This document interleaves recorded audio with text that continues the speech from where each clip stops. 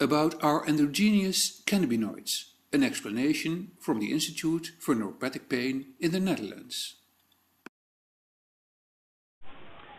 The endogenous cannabinoid system is quite interesting. The endogenous cannabinoids are produced postsynaptically from the membranes, from the phospholipids in the membranes.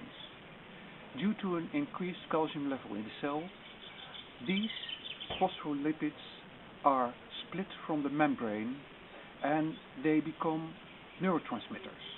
They travel from postsynaptical membranes to presynaptical receptors, and at the presynaptical membrane they can modulate, for instance in GABAergic or glutaminergic neurons, the release of GABA and glutamate. In this way, the endocannabinoids are very important modulating neurotransmitters. In 1992, the first compound was isolated which had a high affinity for the CB receptors. It was called anandamide. Anand means bliss. Anand was the pupil of Buddha, and in the second half of his life, after the death of Buddha, he reached enlightenment. And because the structure anandamide is an amide structure, basically this is the molecule of bliss. Of course, it points out to the biological effects of marijuana itself, which has been taken by the sadhus in India for more than 2000 years in order to reach the perfect bliss state of meditation. And here we see the structure formula of anandamide. We clearly recognize the fatty acid structure as well as the amide. Anandamide is just one of the many phospholipid structures with a high affinity for the CB receptor. Meanwhile, we have found a variety of molecules resembling this one anandamide, and there are at least 5 different structures resembling this molecule with a high affinity for the CB1 or the CB2 receptor. If these molecules reach their target, their receptor, a great variety of biological effects can take place.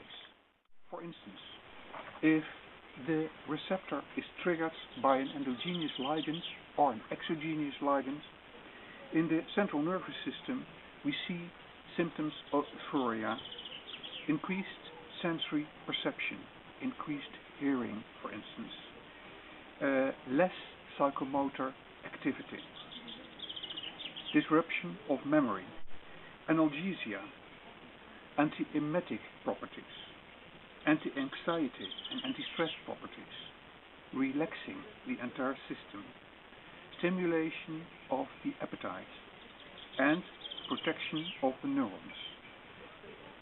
The last 10 years we have found that the endogenous cannabinoids can protect neurons and also, for instance, cells in the retina against apoptosis.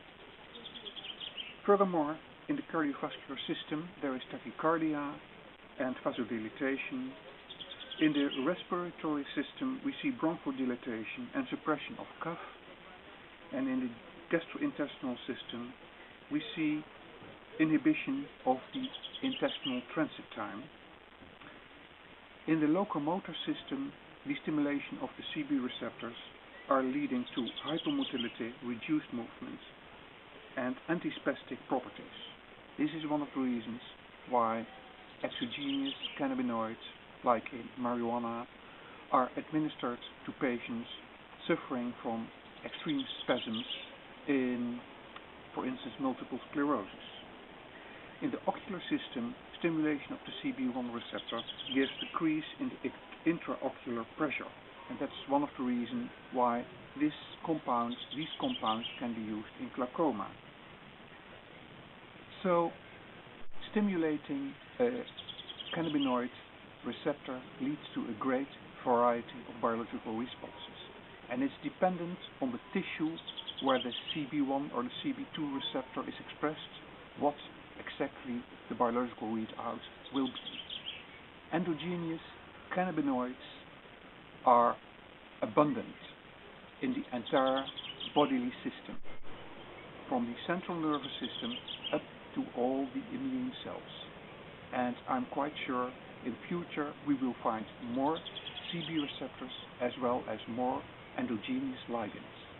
And furthermore, there is a great crosstalk between endocannabinoids and a great variety of other systems, for instance the endo-opioid system.